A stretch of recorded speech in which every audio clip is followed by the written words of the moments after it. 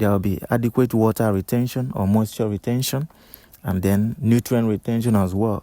And again, increase in microbial activities in this kind of environment. Hello, Stagro family. All right, guys, welcome back to my channel. This is Land Cruiser. Okay, on today's episode, we shall be looking at our hole size.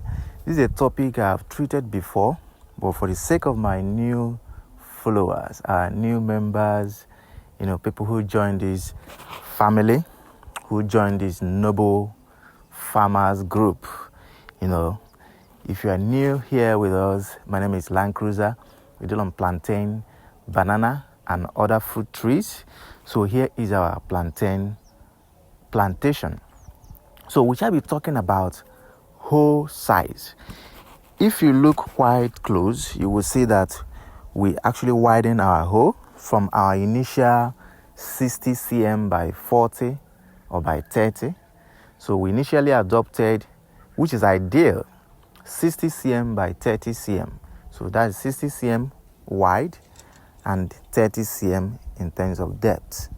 You can do 60, 60, 30. That's 60 cm in width, 60 cm in length, and the 30 cm in height. So, but we decided to do what? To widen our holes further. We shall be looking at 4 reasons why we adopted this hole size.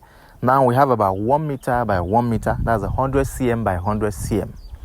Number 1 reason why you should adopt my size of hole is that it prevents runoff. It prevents runoff and flooding. Okay, let's take for example, my farm is a bit slopy. It's sloping backward. So last year I experienced lots and lots of flooding and runoffs. So you see the back fence over there. There was a lot of runoffs moving towards that fence and exiting from there. So once it rains and I come to my farm the next day, I will meet the water at that edge. You will visibly see the height of the flood on the wall marks. So what I decided to do was to do what? I said, okay, in the next planting season, we're going to adopt a wider hole. So what is the essence of digging a wider hole? It takes in a lot of water. It gives this guy much water. So once it rains, there is no water that leaves this farm. Every water that drops inside this farm, they go right into the soil. Because of this medium we've actually followed, we've actually adopted. So before now, once it rains, there will be much runoff, a lot of water. At least 60% of the water will flush out. And that is a very big, disadvantage to us. And we said, okay, we're going to adopt another measure, which is to do what? To widen our hole and to have them deep a little bit. So once it rains, the waters are filling in these holes. So by the time the rain stops, the water has been absorbed right back into the soil, thereby increasing the chances of this guy, getting faster growth, increasing the chance of this guy in terms of water availability. So, like I said, we're going to look at 4 reasons. I've mentioned number 1, it reduces flooding and runoff. It reduces flooding and runoff. Let us look at the second point. Our first point, we made mention of, prevention of flooding and runoff. The second point which we are going to be looking at is that it increases nutrient retention. It increases the nutrient retention. So every available nutrient in the soil is retained because we adopted this measure.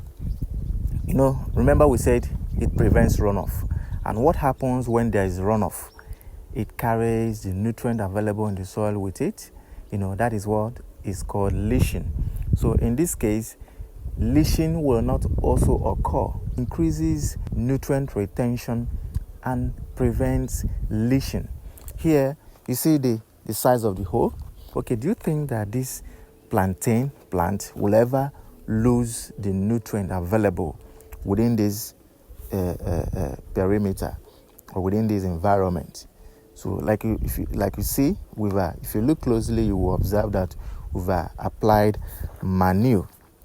So because of this measure, if you apply manure in this kind of environment, in this kind of setting, there will be enough nutrient that will be retained.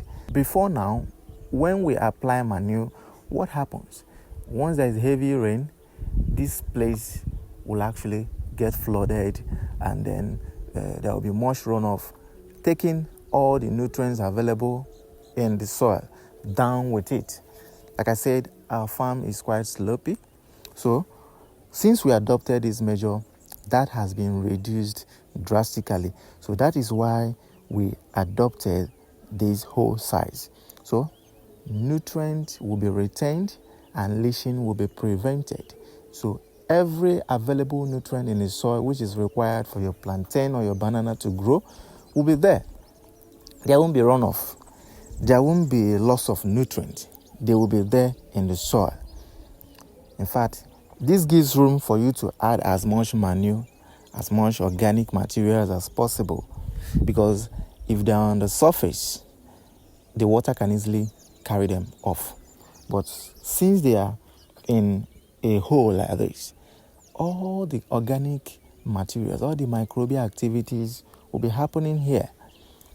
No disturbance. They have every room to do what? To thrive in this kind of environment. So it's very important. I have had a couple of persons asking why we chose this size of hole. This is the reason. I'm not saying that your holes must be like this. If you have 2-acre or 5-acre farm, that you must dig all your holes in this manner. If you choose to do that, very fine, fantastic, it's wonderful. But most importantly, you must or you should adopt at least our 60 by 40 centimeter spacing method. It's very, very important. It's not ideal for you to plant on the surface. Plantains, they need room for organic matters or organic materials to thrive. So if you adopt this measure, it's wonderful and it's okay. Let us look at the third point as well. With this size of hole, the third point is that this will increase the chances of microbial activities. Imagine when you have the water entering the hole, the right amount of water, adequate amount of water entering this hole and being retained. Once it rains, probably after 2 days, there's still moisture in this environment. But imagine if it's just the surface, there will be much evaporation and loss of moisture easily within few hours. But since you have this hole here, this is cool and humid, so microbial activities will thrive more in this kind of environment than when you have your plantains at the surface.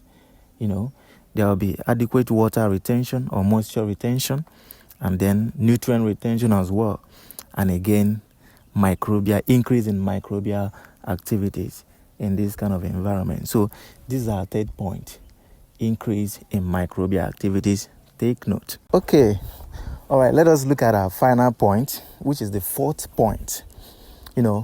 Please, if you are yet to subscribe to this channel, or if you are yet to follow us, if you've been seeing our videos, if you've been enjoying our videos and our content, and you are not following us yet, I wonder what you are waiting for. Please click on the follow button or click on the subscribe button.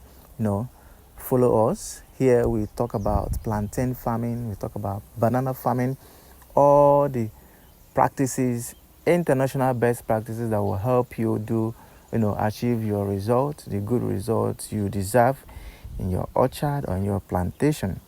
So, very important. With that being said, let us get back into the video. So, our fourth point is that this will improve water intake of the soil and that of the environment. Like I said in my first point, initially here, once it rains, it floods, and then there is much runoff. At least we do lose about 50 or 60% of the water that drop on the surface of this farm.